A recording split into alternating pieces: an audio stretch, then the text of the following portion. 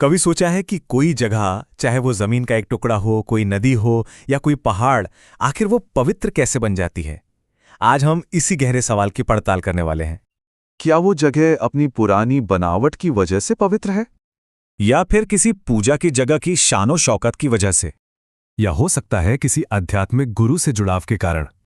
या फिर इन सब के पीछे कोई और भी गहरी वजह है, कोई ऐसी बात जो भारतीय उपमहाद्वीप की इन अलग अलग जगहों को एक साथ जोड़ती हो? चलिए, इस सवाल का जवाब ढूंढने के लिए सबसे पहले ये समझते हैं कि आखिर ये पवित्रता होती क्या है। देखिए, एक बहुत पुराना नजरिया है, भागवत पुराण में भी इसका जिक्र है, जो कहता है कि दिव्यता सिर्फ किसी इमारत में नहीं बसती, वो तो प्रकृति की हर एक चीज में मौजूद है।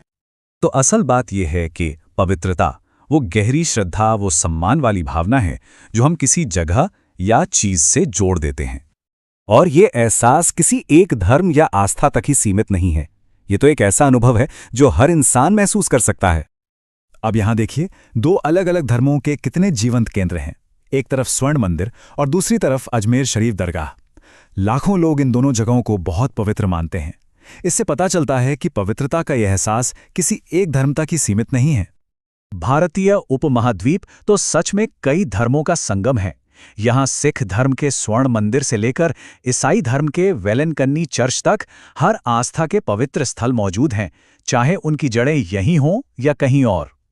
इसका अंदाजा लगाने के लिए एक उदाहरण लेते हैं। बोध गया, जहां माना जाता है कि बुद्ध को ज्ञान मिला था, वहां हर साल 40 लाख से भी ज्यादा लोग आते हैं। सोचिए जरा।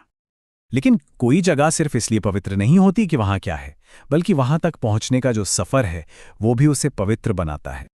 यहीं से तीर्थ यात्रा का कॉन्सेप्ट आता है। और ये कोई नई बात नहीं है। ये परंपरा करीब करीब 3000 सालों से चली आ रही है। ये तस्वीर दिखाती है कि सफर अपने आप में एक भक्ति है, एक ऐसा प्रोसेस जो रास्ते में ही यात्री को बदल देता है।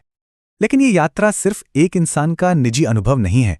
ये तो बड़ी बड़ी दूरियों को पाट कर लोगों को और यहां तक कि पूरे देश को भी जोड़ती है। जरा सोचिए, एक इतिहासकार सड़क पर करीब 12 लोगों के एक छोटे से ग्रुप से मिलते हैं।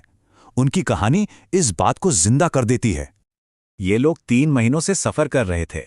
लखनऊ के पास अपने गांव से निकले और भारत के एकदम दक्षिणी कोने रामेश्वरम तक पहुंच गए।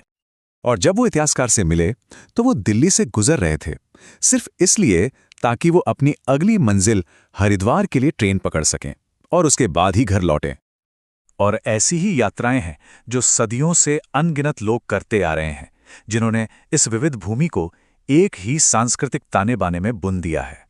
तो सवाल उठता है कि आखिर कोई इतनी मुश्किल यात्रा क्यों करेगा, वो भी अक्सर ऊबड़ खाबड़ रास्तों पर पैदल चलकर। बात यह है कि शरीर को होने वाली यह तकलीफ सिर्फ एक रुकावट नहीं है। ये उस पवित्र अनुभव का एक हिस्सा है जो मन की चुनौतियों से पार पाने का एक प्रतीक है। ये एक जीती जागती परंपरा है। जैसे महाराष्ट्र की 800 साल पुरानी पंढरपुर वारी को ही देख लीजिए। ये हमें सिखाती है कि असली मतलब सिर्फ मंजिल तक पहुंचना नहीं है, बल्कि उस मुश्किल और अनुशासन से भरी यात्रा में भी है। तो ये हमें एक आखिरी सवाल पर लाकर छोड़ देता है। अगर यात्रा ही मंजिल को बनाती है, तो एक तीर्थ यात्रा असल में खत्म कहाँ होती है? शायद जगहें पवित्र बनती हैं प्रकृति, दिव्यता और इंसान के सफर के मिलने से। और जो सबसे बड़ा बदलाव आता है वो तीर्थयात्री के अंदर ही आता है।